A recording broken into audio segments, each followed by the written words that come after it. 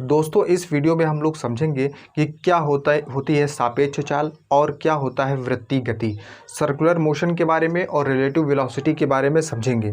तो चलिए समझते हैं और हर कॉन्सेप्ट को हम लोग क्लियर करेंगे। सबसे पहले हम लोग सापेक्ष चाल को समझते हैं, सापेक्ष वेग को समझते हैं क्या होता है, उसके बाद समझेंगे हम लोग कि क्या होता है सर्कुलर मोशन। तो चलिए समझते हैं कि रिलेटिव वेलोसिटी क्या होती है। तो पहली कंडीशन में रिलेटिव वेलोसिटी ये होगी कि जैसे हम लोग समझते हैं, जैसे रिलेटिव वेलोसिटी में फर्स्ट कंडीशन की अगर हम लोग बात करें, फर्स्ट कंडीशन में ये होगी जैसे दो वस्तुएं, फर्स्ट कंडीशन देखो रिलेटिव वेलोसिटी की फर्स्ट कंडीशन ये होगी दो वस्तुएं एक ही दिशा की ओर जा रही होंगी। दिशा क्या होगी? एक ही होगी। मतलब दो वस्तुएं अगर एक ही दिशा की ओर जा रही होंगे, जैसे एक रेलगाड़ी इधर जा रही है तो दूसरी रेलगाड़ी भी इधर जा रही होगी। अगर पहली रेलगाड़ी का वेग va है, दूसरी रेलगाड़ी का वेग vb है, तो अगर हम लोगों को रिलेटिव वेलोसिटी निकालना है, अगर VAB हम लोग रिलेटिव वेलोसिटी निकालना है तो हम लोग किससे निकालेंगे? VA माइनस VB से निकालेंगे। VA माइनस VB से निकालेंगे। ये फर्स्ट कंडीशन है रिलेटिव वेलोसिटी की, ठीक है ना। अच्छा, अगर यहाँ पे रिलेटिव वेलोसिटी इस कंडीशन में हम लोग निकाल सकते हैं, जैसे VA का जो वेग है वो 60 किलोमीटर पर आवर है, VB का वेग जो है वो 40 किलोमीटर पर आवर है। तो अगर हम लोगों को निकालना होगा तो हम लोग 60 रखेंगे, यहाँ पे 20 रखेंगे, तो हम लोगों का 40 रखेंगे, यहाँ पर 40 रखेंगे तो कितना आ जाएगा? 20 आ जाएगा। यानी 20 किलोमीटर पर घंटा इसकी रिलेटिव वेलोसिटी हो जाएगी। बात समझो ना। यानी समानांतर अगर चल रही हैं, पहली कंडीशन में सापेक्ष चाल हम लोगों को ज्ञात करनी है, और अगर दोनों रेलगाड़ियां ये दो वस्तुएं समांतर चल रही हैं तो रिलेटिव वेलोसिटी पहली कंडीशन में क्या होगी? RV equals to VA minus VB, यानी पहले वाले वेग में से दूसरे वाले वेग को घटा देना है, जितना आएगा वो हमारी रिलेटिव वेलोसिटी आएगी। ठीक है ना, बात समझ में आई। तो अगर इस कंडीशन में है, इसमें क्या होगी? एक ही दिशा होगी, यहाँ पे एक ही कंडीशन है, यानी क्या होगी? दिशा एक होगी, दिशा एक होगी। ठीक है ना, ये बात समझ गए ना कि दिशा एक ही होनी चाहिए। इस कंडीशन में अगर होगी तो आपको समझ जाना है कि ये रिलेटिव वेलोसिटी का फर्स्ट कॉन्सेप्ट है। चलिए आगे समझते हैं हम लोग। एक दूसरे की कंडीशन में अगर इधर जा रही होंगी तब भी वही फार्मूला लगेगा। इस कंडीशन में, पहली कंडीशन में दोबारा अगर दोनों वस्तुएं इधर की ओर आ रही होंगी तब भी वही कॉन्सेप्ट लगेगा। मतलब इन दोनों में, इन दोनों कंडीशंस में अगर हम इन दोनों कंडीशंस की बात करें तो क्या रिलेटिव वेलोसिटी का जो फार्मूला लगेगा वो क्या लगेगा? VA minus VB। ठीक है, इसमें यह समझने योग्य बात है कि जो VA होगा अधिकतम होगा, VB न्यूनतम होगा। VA और VB का मतलब है जिस भी रेलगाड़ी का वेग अधिकतम है और जिस भी रेलगाड़ी का वेग न्यूनतम है, अधिकतम वाले में से न्यूनतम वाले वेग को घटा देना है तो हमारी रिलेटिव वेलोसिटी निकल आएगी। लेकिन आप देख रहे हैं कि इनकी दिशा एक ही है, मतलब इन दोनों रेलगाड़ियों की दिशा एक ही है और इन दोनों रेलगाड़ियों की दिशा एक ही है, तो फार्मूला हम लोग कौन सा लगाएंगे? VA minus VB। ठीक है ना, ये बात समझ में आ गई। तो चलिए हम लोग समझते हैं सेकंड कॉन्सेप्ट रिलेटिव स्पीड का। रिलेटिव स्पीड के सेकंड कॉन्सेप्ट में हम लोग देखेंगे कि कंडीशन क्या होगी। देखो, जब दोनों एक दूसरे की विपरीत दिशा में होंगी तो रिलेटिव स्पीड का फार्मूला कैसे लगेगा? जैसे एक रेलगाड़ी इस दिशा में जा रही है, ठीक है ना, इसका वेग है VA। एक रेलगाड़ी इस दिशा की ओर आ रही है, एक वस्तु ये रेलगाड़ी VB, ठीक है ना, दोनों एक दूसरे की ओर आ रही हैं, ठीक है ना, विपरीत कंडीशन में है। ये इधर की ओर जा रही है, ये इधर की ओर जा रही है। तो अगर हम लोग इस पे रिलेटिव वेलोसिटी निकालेंगे तो इसका फार्मूला हो जाएगा VA प्लस VB। मतलब इसमें दोनों की स्पीड क्या होंगी, दोनों का वेग क्या होगा, जुड़ जाएगा। ठीक है ना, बात समझे। अगर इस कंडीशन में होंगी तो दोनों का जो है जो वेग होगा दोनों का वो जुड़ जाएगा इस कंडीशन पे। ठीक है ना, इसमें दिशा क्या होगी? दिशा विपरीत होगी। दिशा क्या होगी? विपरीत होगी। विपरीत दिशा क्या होगी? इसमें दिशा विपरीत होगी, विपरीत होगी। बात समझ में आई ना, इसमें दिशा क्या होगी? विपरीत होगी। इस कंडीशन में यही फार्मूला लगेगा। अगर ये दोनों इस कंडीशन में होंगी, ठीक है ना, इस कंडीशन में VA और VB वेग से एक दूसरे से दूर जा रही होंगी तो कंडीशन ये वाली होगी। बात समझ में आई? रिलेटिव वेलोसिटी का फार्मूला समझ में आया। अगर दोनों विपरीत दिशा में होंगे तो ये फार्मूला लगेगा। रिलेटिव वेलोसिटी मतलब सापेक्ष वेग बराबर va प्लस vb, दोनों की चालें आपस में जुड़ जाएंगी, ठीक है ना। विपरीत कंडीशन में यानी दोनों की दिशाएं क्या होंगी, वस्तुओं की दिशा क्या होगी, विपरीत होगी। तो कंडीशन चाहे ये हो, फार्मूला कौन सा लगेगा, रिलेटिव वेलोसिटी बराबर va प्लस vb लगेगा, ठीक है ना। ये समझ गए, ये सेकेंड कंडीशन था, ठीक है ना। इसमें कुछ समझना है, इसमें कुछ समझना नहीं है, तो हम लोग इसको हटा देते हैं। तो हम लोग पहली कंडीशन तो समझ ही गए हैं। पहली कंडीशन क्या होगी, जब दोनों रेलगाड़ियाँ क्या होंगी, समांतर होंगी, इस कंडीशन पे होंगी, तो ये पहली कंडीशन है, ठीक है ना। तो इसमें हम लोग va माइनस vb लगाएंगे और उसमें va प्लस vb लगाएंगे। जब हम लोग रिलेटिव वेलोसिटी के न्यूमेरिकल्स लगाएंगे तो उसमें हम लोग ठीक से क्लियर कर लेंगे कि कैसे रिलेटिव वेलोसिटी के न्यूमेरिकल्स हम लगाएंगे, ठीक है ना। हम लोग उसमें क्लियर कर लेंगे, सारे क्वेश्चंस क्लियर कर लेंगे हम लोग। चलिए अब हम लोग समझते हैं कि क्या होता है सर्कुलर मोशन। सर्कुलर मोशन के बारे में समझते हैं, क्या होता है सर्कुलर मोशन। वृत्तीय गति क्या होती है, क्या समझते हैं हम लोग, वृत्तीय गति समझते हैं। वृत्तीय गति समझते हैं मतलब सर्कुलर मोशन समझते हैं, सर्कुलर मोशन समझते हैं, सर्कुलर मोशन समझते हैं। वृत्तीय गति के बारे में समझते हैं कि क्या होता है सर्कुलर मोशन। देखो ध्यान देना सर्कुलर मोशन क्या होता है। सर्कुलर मोशन में जब कोई वस्तु, मैं लिख देता हूँ, जब कोई वस्तु, जब सर्कुलर मोशन को ध्यान देना कि जब कोई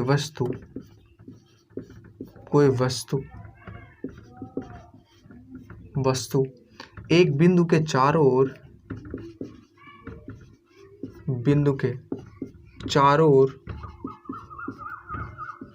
ओर इस प्रकार गति करती है,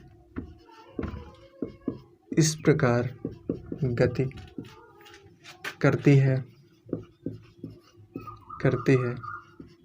कि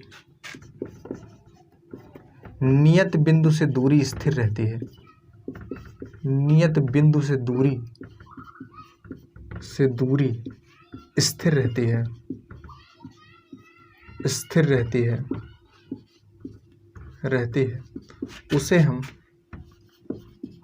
उसे क्या कहते हैं, सर्कुलर मोशन कहते हैं। बात समझ में आई?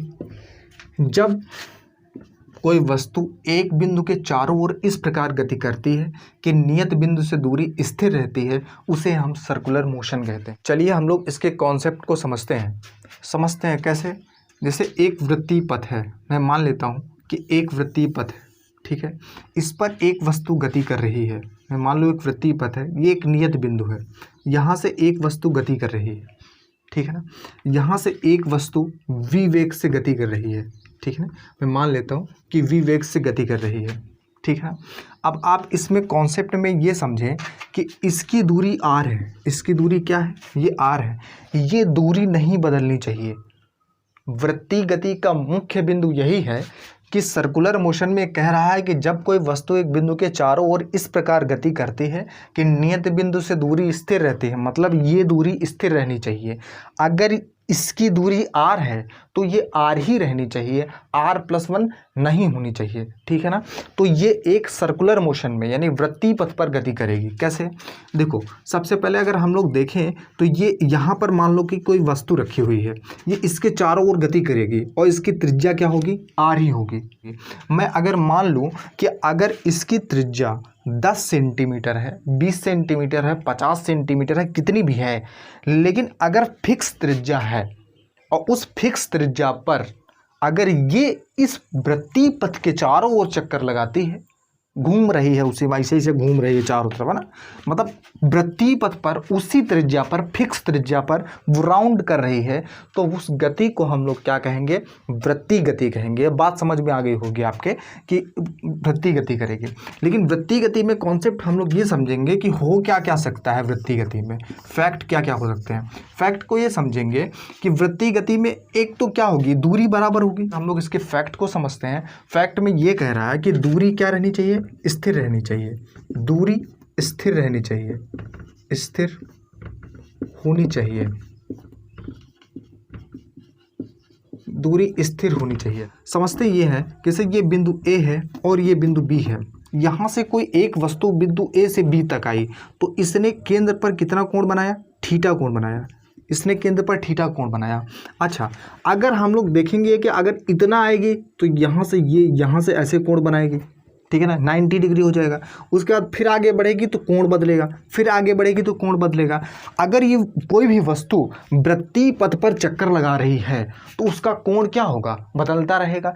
इसका मतलब है कि अगर ये वृत्तीय पथ पर एक वस्तु गति कर रही है तो उसका कोण क्या रहेगा, बदलता रहेगा। तो हम लोग सेकेंड फैक्ट में पढ़ेंगे ये कि कोण वृत्तीय गति में क्या होगा, कोण बदलेगा, कोण बदलता रहेगा, बदलता रहेगा।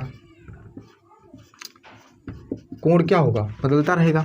आप देखो कंडीशन, अगर ये घूमता रहेगा तो इसका वेग क्या होगा, वो कोण क्या होगा, बदलता रहेगा। अच्छा, दूसरी बात हम लोग समझते हैं, कोण बदलेगा। अगर ये वस्तु इस दिशा की ओर जा रही है, देखिएगा बात को समझिए, जैसे मैं इसको हटा देता हूँ, दोबारा समझाने की कोशिश करता हूँ। जैसे अगर यहाँ पर एक वस्तु वृत्तीय पथ पर गति कर रही है, यहाँ से इसकी दूरी r है, ठीक है ना। अगर ये गति कर रही है तो ये v वेग से इधर की ओर गति कर रही है, बात समझिए। थोड़ी देर बाद ये वस्तु गति करते हुए यूं कंडीशन पे आई, इस कंडीशन पे आई, इधर की ओर गति करने लगी, है ये वृत्तीय पथ पर, ठीक है ना। लेकिन इसकी दिशा में परिवर्तन हो रहा है। पहले यूं गति कर रही थी तो दिशा क्या थी, उत्तर की ओर थी, लेकिन उसके बाद यूं गति करने लगी तो इसकी दिशा क्या हो गई, पश्चिम की ओर। अब ये यहाँ से चल के ये वस्तु यहाँ पर आ गई, यहाँ पर आई।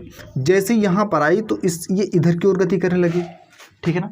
अब इसकी दिशा किधर हो गई, दक्षिण की ओर। अच्छा, अब धीरे धीरे ये चलकर जी यहाँ से यहाँ तक आई, यहाँ से यहाँ तक आई, तो अब इसकी दिशा किधर की ओर हो गई, पूरब की ओर हो गई। बात समझे कि नहीं समझे, बात समझ में आई। यानी आपने देखा होगा कि इसकी दिशा बदल रही है, इसकी दिशा बदल रही है। तो वृत्तीय पथ में क्या होगा, कोण परिवर्तन होगा। वृत्तीय पथ में क्या होगा, कोण में परिवर्तन होगा, मतलब कोण बदलेगा। और दूसरी बात क्या होगी, दिशा बदलेगी, और दूरी तो स्थिर रहेगी ही रहेगी। तो तीसरी कंडीशन में क्या होगी, दिशा बदलती रहेगी, दिशा बदलती रहेगी, बदलती रहेगी। बात समझ में आई।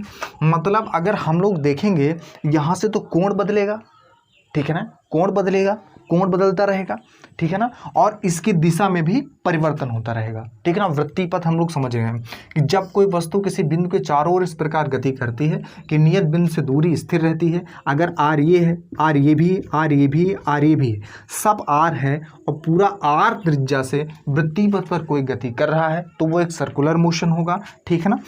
तो इसमें दूसरा फैक्ट हम लोग क्या समझेंगे कि दूरी स्थिर होनी चाहिए, कोण बदलता रहेगा, इस पे दिशा क्या होगी, बदलती रहेगी।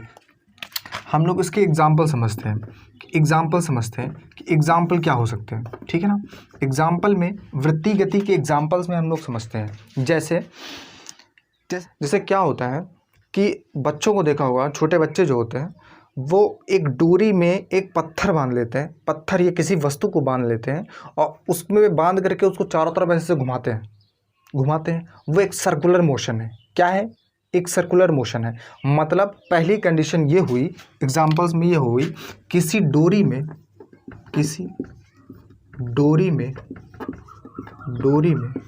पत्थर बांधकर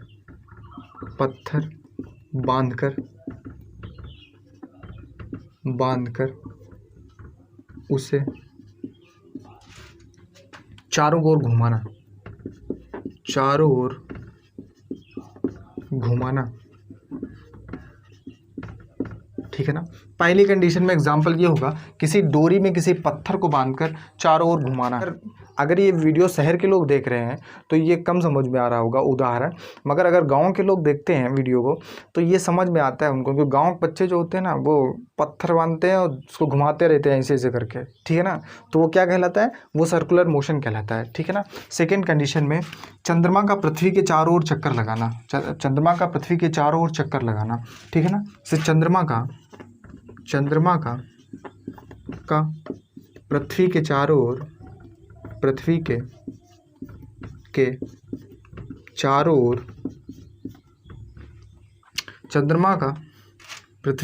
ओर चक्कर लगाना, चक्कर लगाना, ठीक है ना, बात समझ में आई ना, ठीक है ना। चंद्रमा का पृथ्वी के चारों ओर चक्कर लगाना, ठीक है ना। अब तो समझते हैं केपलर के नियम में भी आपको समझाया जाएगा कि कैसे होता है। जैसे चंद्रमा है, चंद्रमा पृथ्वी है, जैसे एक पृथ्वी है, चंद्रमा उसके चारों तरफ चक्कर लगाता है, ठीक है ना, चारों तरफ चक्कर लगाता है, अपनी कक्षा में रहकर चारों तरफ चक्कर लगाता है। तो चंद्रमा का पृथ्वी के चारों ओर चक्कर लगाना क्या कहलाता है? एक वृत्तीय गति यानी सर्कुलर मोशन कहलाता है। बात समझ में आई ना। सेकेंड में अगर हम लोग, थर्ड में हम लोग समझेंगे, जैसे मैं मालूम, जैसे सेकेंड कंडीशन में हम लोग समझेंगे, जैसे नाभिक है, नाभिक समझते हैं हम लोग, न्यूक्लियस है, न्यूक्लियस में के बाहरी कक्षा में इलेक्ट्रॉन का उसके चारों ओर गति करना, इलेक्ट्रॉन का नाभिक के चारों ओर गति करना, ठीक है, लेकिन ये अपनी कक्षा में परिवर्तन ना करे, इसी कक्षा में चारों ओर गति करे।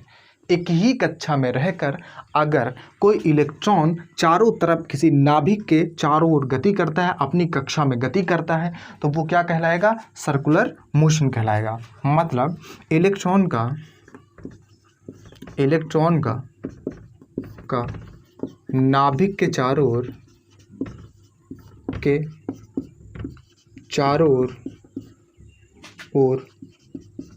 गति करना, ठीक है ना, ये सर्कुलर मोशन कहलाएगा। बात समझ में आई ना। पहली कंडीशन में सर्कुलर मोशन के एग्जांपल्स में हम लोगों ने समझा, पहली कंडीशन में हम लोगों ने समझा किसी डोरी में किसी पत्थर को बांधकर उसको चारों तरफ घुमाना। बात समझो, समझ में आई। यहाँ पे एक बिंदु, यहाँ एक डोरी है, एक डोरी में एक पत्थर बांधो, यहाँ पे पत्थर बांधो, उसको चारों तरफ घुमाओ, तो ये क्या कहलाएगा? ये क्या? सर्कुलर मोशन कहलाएगा। किसी डोरी में किसी पत्थर को बांधकर उसे चारों ओर घुमाना, सर्कुलर मोशन का उदाहरण। चंद्रमा का पृथ्वी के चारों ओर चक्कर लगाना, ये पृथ्वी है, ये है चंद्रमा, इसके चारों तरफ घूमना क्या कहलाएगा? ये चंद्रमा पृथ्वी का चक्कर लगाता है, तो ये क्या? चंद्रमा का पृथ्वी के चारों ओर चक्कर लगाना सर्कुलर मोशन का उदाहरण है। इलेक्ट्रॉन का नाभिक के चारों ओर गति करना, जैसे ये न्यूक्लियस है और ये कक्षा में इलेक्ट्रॉन है, इलेक्ट्रॉन चारों ओर नाभिक के गति करते हैं, ठीक है ना, तो ये किसका उदाहरण कहलाएगा? सर्कुलर मोशन का उदाहरण कहलाएगा। चलिए हम लोग और भी फार्मूला समझते हैं। चलिए हम लोग कोणीय वेग के बारे में समझते हैं कि कोणीय वेग क्या होता है। कोणीय वेग हम लोग समझेंगे कि कोणीय वेग क्या होगा, यानी एंगुलर वेलोसिटी हम लोग समझेंगे, कि कोणीय वेग क्या होगा। समझिएगा, कोणीय वेग जैसे एक वृत्ताकार मार्ग है, मैं समझता हूँ ये वृत्ताकार मार्ग है, यहाँ पर एक वस्तु v वेग से गति कर रही है, इस वृत्ताकार मार्ग में एक वस्तु v वेग से गति कर रही है। यहाँ पर एक वस्तु है बिंदु A पर और वो v वेग से इसके चारों ओर चक्कर लगा रही है, ठीक है ना। वो वस्तु बिंदु A से B पर पहुँच जाती है, गति करते हुए वस्तु बिंदु A से B पर पहुँच जाती है। अब बिंदु A से B पर पहुँच जाती है और यहाँ पर थीटा कोण बनाती है, यहाँ पर कौन सा कोण बनाती है? थीटा कोण बनाती है। तो कोणीय वेग क्या होता है? यही होता है, मतलब वृत्तीय गति में किसी पिंड द्वारा वृत्तीय गति में किसी पिंड द्वारा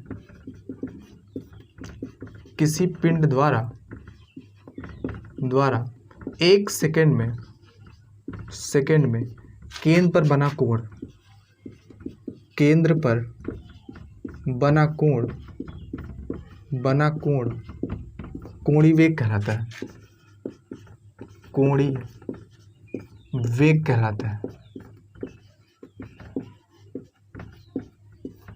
है।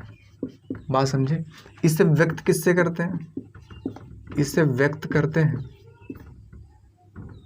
व्यक्त ओमेगा से करते हैं। बात समझ दीजिएगा, ये कोई वस्तु यहाँ पर थी, ये टी समय में कोई वस्तु यहाँ पर थी, ये टी समय में बी पर आ गई, मतलब ए से बी पर आ गई, ठीक है ना। इसने इतनी दूरी तय की, ए से बी तक की दूरी तय की, ठीक है ना। तो वेग बराबर क्या होता है? वेग बराबर होता है विस्थापन बटे समय। वेग बराबर विस्थापन बटे समय। यहाँ पे कोणीय वेग है तो कोणीय वेग हम लोग लेंगे, तो कोणीय वेग बराबर कोणीय वेग तो ओमेगा इक्वल्स टू क्या होगा, थीटा बाई टी। मतलब 1 सेकेंड पर केंद्र पर बना कोण कोणीय वेग कहलाता है। बात समझे? अगर ये वस्तु 1 सेकेंड में मतलब t बराबर 1 सेकेंड हो, 1 सेकेंड में a से b तक पहुंची है, तो a से b तक पहुंचने में उसने केंद्र पर कितना कोण बनाया, थीटा कोण बनाया। तो वही ये कोणीय वेग कहता है। कोणीय वेग ये कहता है कि किसी वस्तु द्वारा वृत्ताकार मार्ग में 1 सेकेंड पर बना कोण कोणीय वेग होता है। तो omega equals to theta by T. आप देखिएगा यहाँ से, ये वस्तु 1 सेकेंड में थीटा कोण बनाया इसने केंद्र पर, 1 सेकेंड में कितना कोण बनाया, थीटा कोण बनाया।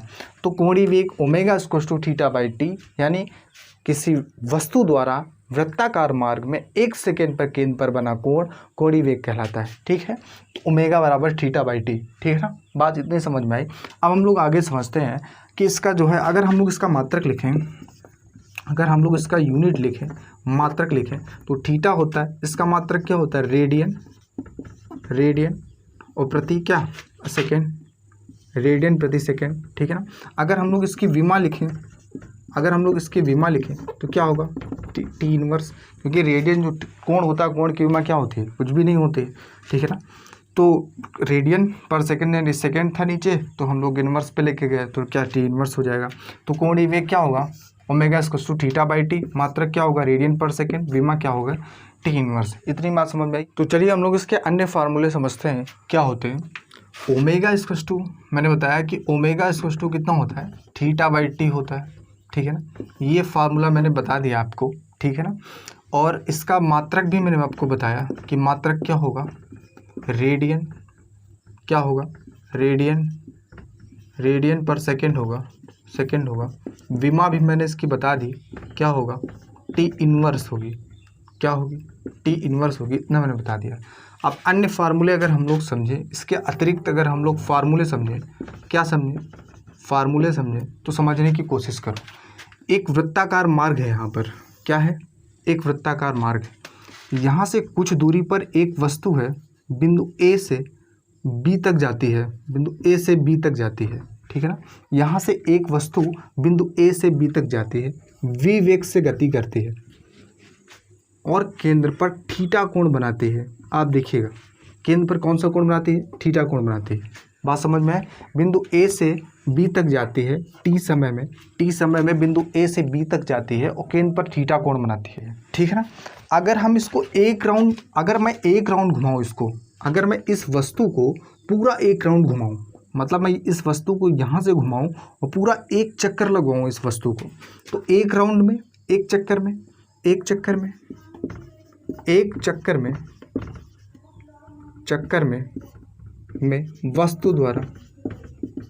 वस्तु द्वारा बना कोण कितना होगा, वस्तु द्वारा बना कोण जो थीटा होगा वो कितना होगा, 360 डिग्री होगा। 360 को हम लोग क्या लिख सकते हैं, 2 पाई लिख सकते हैं। मतलब थीटा इक्वल्स टू कितना लिख सकते हैं, 2 पाई लिख सकते हैं। पाई का मान 180 डिग्री होता है, 180 डिग्री गुणे 2 आप कर देंगे तो 360 डिग्री आ जाएगा, तो 2 पाई लिख सकते हैं। अच्छा, अगर हम लोग उठा के इसकी जगह रखें तो ओमेगा इक्वल्स टू कितना आएगा, ओमेगा इक्वल्स टू कितना आ जाएगा, थीटा बाई टी यानी 2 पाई बाई टी आएगा। ये आएगा फार्मूला, 2 पाई बाई टी आएगा फार्मूला। अच्छा, एक बात और समझो, आवृत्ति क्या होती है, आवर्तकाल का व्युत्क्रम होती है। एक फार्मूला होता है आवृत्ति यानी n बराबर 1/t, आवृत्ति जो होती है वो आवर्तकाल का व्युत्क्रम होती है। तो ओमेगा इक्वल्स टू हम लोग लिखेंगे, आवृत्ति आवर्तकाल का व्युत्क्रम होती है, तो हम लोग ओमेगा इक्वल्स टू कितना लिखेंगे, 2 पाई 1/t की जगह क्या लिखेंगे, n। बात समझ में, 1/t की जगह क्या लिखेंगे, n। तो एक फार्मूला हमें ये मिला, ओमेगा बराबर थीटा बाई टी। दूसरा फार्मूला क्या मिला, ओमेगा बराबर 2 पाई बाई टी। तीसरा फार्मूला क्या मिला, 2 पाई n। अगर एक पूरा राउंड ये घूमेगी वस्तु तो कितना कोण बनाएगी, 360 डिग्री बनाएगी। थीटा बराबर 2 पाई होगा, क्योंकि 360 डिग्री बराबर 2 पाई लिखा जा सकता है। ओमेगा बराबर 2π/t, इसकी जगह 2π रखेंगे, थीटा की जगह t, टाइम t है क्योंकि t समय में गया था, ठीक है ना, t समय में इसने पूरा राउंड किया था, मतलब जो t होगा लगा कुल समय t होगा वो कैपिटल T हो जाएगा, मतलब पूरा समय लेगा, t सेकेंड पे गया था, ये पूरा चक्कर लगाएगा एक चक्कर, तो t बराबर t हो जाएगा, तो ओमेगा बराबर 2π/t हो जाएगा। बात समझ में आई ना, यानी ओमेगा बराबर 2πn हो जाएगा, ठीक है ना, बात समझ में, इतनी फार्मूला, ये फार्मूला एकदम नॉर्मल था, ये आपको समझ में आ गया होगा। चलिए हम लोग आगे इसके फार्मूले समझते हैं कि और फार्मूले इसके क्या है। एक वृत्ताकार पथ है, यहाँ से एक वस्तु गति कर रही है v वेग से बिंदु A से B तक जाती है, केंद्र पर थीटा कोण बनाती है, A से कहाँ जाती है B पर, और केंद्र पर थीटा कोण बनाती है, ठीक है ना, t समय में जाती है बिंदु A से B तक, ठीक है ना, बात समझिए। एक फार्मूला आपने पढ़ा होगा मैथ में कि कोण बराबर यानी थीटा बराबर चाप बटे त्रिज्या, थीटा बराबर चाप बटे त्रिज्या, एक फार्मूला आपने पढ़ा कि थीटा बराबर चाप बटे त्रिज्या, ठीक है ना। एक बात और समझिए, कॉन्सेप्ट समझिए, कोण बराबर क्या होगा, चाप बटे त्रिज्या होगा। यानी अगर आपसे क्वेश्चन में ये कहे कोई वस्तु, कॉन्सेप्ट समझना बहुत महत्वपूर्ण कॉन्सेप्ट है ये, अगर कोई वस्तु क्वेश्चन में कहे कि अगर कोई वस्तु वृत्ताकार मार्ग में गति कर रही है, वह वस्तु वृत्ताकार मार्ग में बिंदु A से B तक जाती है, तो उस वस्तु ने कितनी दूरी तय की है ये बताओ। अगर वो दूरी तय करने के लिए बात कर रहा है तो अब दिमाग आप लगाइए कि वृत्ताकार मार्ग में गति कर रही है और बिंदु A से B तक गई है, बिंदु A से B तक गई है, मतलब जो बिंदु A से B तक गई है उस दूरी को पूछ रहा है वो, बात समझिए, यानी चाप की लंबाई को पूछ रहा है। तो दिमाग लगाओ आप, अगर आपसे चाप पूछ रहा है तो आप अगर देखेंगे तो चाप बराबर क्या हो जाएगा, चाप बराबर हो जाएगा r इंटू थीटा, चाप बराबर क्या हो जाएगा r इंटू थीटा, मतलब त्रिज्या गुणे कोण, तो हमारा क्या निकल आएगा, इस चाप की लंबाई निकल आएगी, इस चाप की लंबाई निकल आएगी। हम लोगों को चाप की लंबाई निकालने के लिए बोलेगा तो फार्मूला क्या लगाएंगे, थीटा बराबर चाप बटे त्रिज्या या चाप बराबर r इंटू थीटा, ठीक है ना, हम लोग ये बात समझ गए होंगे, ठीक है ना। अगर चाप की लंबाई निकालने के लिए बोले तो चाप बराबर क्या होगा, r इंटू थीटा, ठीक है ना, बात समझे। अच्छा, अब यहाँ से AB जो है, चाप जो है वह दूरी है, आप समझे कि चाप क्या है, दूरी, यहाँ से यहाँ तक की दूरी v वेग से गति कर रहा है, यानी हम इसको लिख सकते हैं AB बराबर चाप AB बराबर r थीटा, इसे लिख सकते हैं AB बराबर r थीटा, हम लोग से लिख सकते हैं AB बराबर r थीटा। एक फार्मूला और होता है, ध्यान दीजिएगा, एक फार्मूला और होता है, एक फार्मूला होता है थीटा बराबर v इंटू T/r, ये फार्मूला होता है v इंटू T/r। अच्छा, आपने कहा डायरेक्टली लिख लिया v इंटू T/r, ये भाई साहब थीटा बराबर चाप बटे त्रिज्या लिखा हुआ है, आप समझ नहीं पाए इसको, ये डायरेक्टली लिख दिया गया, थीटा बराबर v इंटू T/r, कैसे लिख दिया डायरेक्टली भाई, है ना, समझना चाहिए, v इंटू टी कहाँ से आया, लिख दिया। अच्छा, आप मेरी बात समझो, समझना इस कॉन्सेप्ट को, समझना, एक एक क्लियर करना कॉन्सेप्ट को। अगर हमने इस फार्मूले को लिखा कि थीटा बराबर v इंटू T/r, तो कैसे लिखा मैंने v इंटू T/r, आप समझो, थीटा बराबर चाप बटे त्रिज्या, इसका मतलब ये चाप है, इसका मतलब ये चाप है। अच्छा समझो, चाप AB है, AB दूरी चला, बिंदु A से B तक एक वस्तु गई है, यहाँ पर एक वस्तु थी, वो बिंदु A से B तक राउंड होकर गई है, वृत्तीय पथ पर गति करके गई है, इसका मतलब इसने दूरी तय की है AB, तो चाप क्या है, दूरी है, और दूरी बराबर फार्मूला क्या होता है, फार्मूला यार दूरी बराबर क्या होता है, दूरी बराबर होता है चाल गुणे समय, दूरी बराबर क्या होता है, चाल गुणे समय। तो दूरी जो AB होगी, दूरी जो AB होगी वो चाल कितनी v और समय कितना है t, तो आप बताओ भैया AB बराबर यहाँ क्या लिख दिया मैंने v इंटू टी, क्योंकि फार्मूला होता है थीटा बराबर चाप बटे त्रिज्या, और चाप यहाँ कितना है, AB है, चाप आप समझो, यहाँ पर थीटा बराबर चाप बटे त्रिज्या मतलब AB/r, थीटा बराबर चाप बटे त्रिज्या मतलब AB/r, बात समझ में आई। तो AB यहाँ से पता चल गया कि AB v इंटू टी क्यों आया, क्योंकि AB क्या है, दूरी बराबर चाल गुणे समय, तो AB बराबर v इंटू टी, बात समझ में आई ना। अच्छा, तो हमने ये रख दिया कि थीटा बराबर v इंटू टी। अच्छा, एक और होता है फार्मूला, मैं इसको ये फार्मूला होता है, ठीक है ना, होता है एक फार्मूला अभी हमने आपको समझाया कि कोणीय वेग का होता है। कोणीय वेग ओमेगा इक्वल्स टू कितना होता है, ओमेगा बराबर क्या होता है, थीटा बाई टी। ओमेगा बराबर क्या होता है, थीटा बाई टी, ठीक है ना। अच्छा, अब हम लोग क्या समझते हैं कि इसकी वैल्यू को समीकरण 1 या समीकरण 2 मान लेते हैं, किसी को इसको समीकरण 1 मान लेते हैं, इसको समीकरण 2 मान लेते हैं। समीकरण 1 का मान 2 में रखने पर, अगर हम लोग समीकरण 1 का मान उठाकर 2 में रख दें, समीकरण 1 का मान 2 में रखें, अगर 1 का मान हम लोग 2 में रख देते हैं तो आप देखिएगा तो यहाँ से हो जाएगा ओमेगा इक्वल्स टू, थीटा का मान रखो तो क्या हो जाएगा, v into T by R, और इंटू ये नीचे है टी, ठीक है ना। ये मान उठा करके हम लोगों ने थीटा की जगह रखा, टी से टी कैंसिल हो गया, टी से टी कैंसिल हो गया। अब आप बताइए यहाँ कितना आया, यहाँ कितना बचा, यहाँ पर बचा ओमेगा इक्वल्स टू, यहाँ बचा omega equals to V by R. क्या बचा, omega equals to V by R, या v बराबर आर ओमेगा, या v बराबर आर ओमेगा, ये फार्मूला v बराबर आर ओमेगा। बात समझ, फिर से हम लोग एक बार समझते हैं कि कोई वस्तु वृत्ताकार मार्ग में गति कर रही है, गति करने के दौरान वो वृत्ताकार पथ पर बिंदु A से B पर जाती है, यहाँ से यहाँ तक जाती है, वृत्ताकार पथ पर t समय में यहाँ से यहाँ तक पहुँचती है, और ये v वेग से गति कर रही है, r दूरी है इसकी, v वेग से गति कर रही है। तो एक फार्मूला हमने मैथ में पढ़ा, थीटा बराबर चाप बटे त्रिज्या। चाप कितना है, AB बटे आर, AB बटे चाप कितना है, AB चाप है बटे त्रिज्या r है। तो अगर चाप की लंबाई निकालने के लिए पूछे तो r थीटा लगाएंगे, तो AB बराबर r थीटा हो जाएगा, ठीक है ना। AB बराबर क्या होगा, r थीटा हो जाएगा। इतनी बात हम लोगों ने समझी।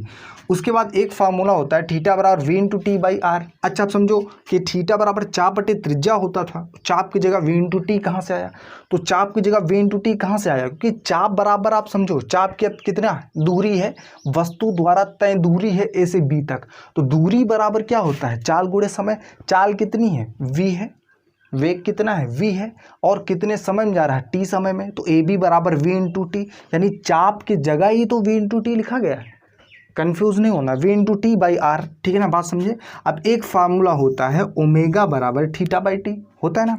अब इस वाले समीकरण से, मतलब समीकरण 1 का मान जो है 2 में रख दिया मैंने उठा करके, थीटा बाई टी, ओमेगा बराबर थीटा की जगह v into T by R, v into T by R, by T था, टी से टी कैंसिल हो गया, तो ओमेगा बराबर क्या बचा, v बाई आर, या v equals to R omega, ठीक है ना। ये फार्मूला आ गया, ठीक है ना। इतना क्लियर हो गया होगा आपको, ठीक है ना।